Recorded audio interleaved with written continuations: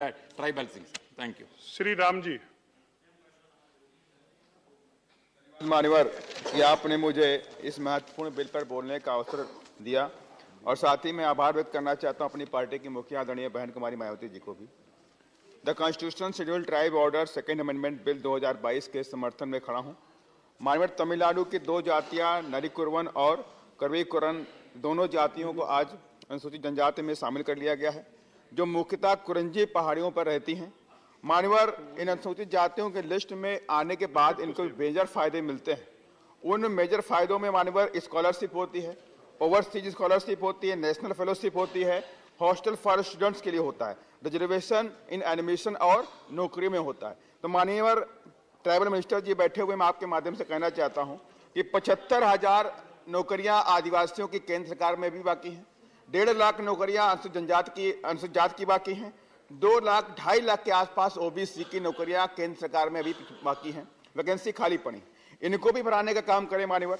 और साथ ही मान्यवर, मैं मिनिस्टर जी से कहना चाहता हूं कि उत्तर प्रदेश में 2003 में एक स्कीम लेकर आए SC ST के छात्रों के लिए, जो गरीब छात्र थे SC ST के, उनको 0 फीस पर एडमिशन की व्यवस्था की गई और उस वक्त आदरणीय बहन कुमारी मायावती जी ने उनके उत्थान के लिए काम किया। उसमें अभी तक लाखों छात्र उससे लाभान्वित हो रहे थे, पढ़ने के बाद डॉक्टर, इंजीनियर, IAS IPS बने, तमाम बड़े बड़े पदाधिकारी बने, अधिकारी बने, लेकिन उस योजना को मौजूदा सरकार ने वहां पे बंद कर दिया है। तो मैं माननीय मंत्री जी से कहूंगा कि उत्तर प्रदेश की सरकार को भी एक दिशा निर्देश जारी कराएं कि SC ST की 0 फीस पे एडमिशन हो रहे थे, उस एडमिशन की व्यवस्था को पुनः बहाल कराया जाए। और मान्यवर, आंध्र प्रदेश 2014 में रीऑर्गेनाइजेशन हुआ, आंध्र प्रदेश को 2 भागों में बांट दिया गया, आंध्र प्रदेश और तेलंगाना।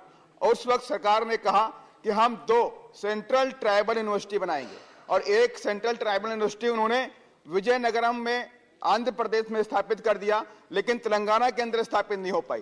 तेलंगाना के अंदर आज भी आदिवासी समाज बहुत ही दयनीय हालत में रहता है, ना उनके पास शिक्षा है, ना उनके पास रोजगार है।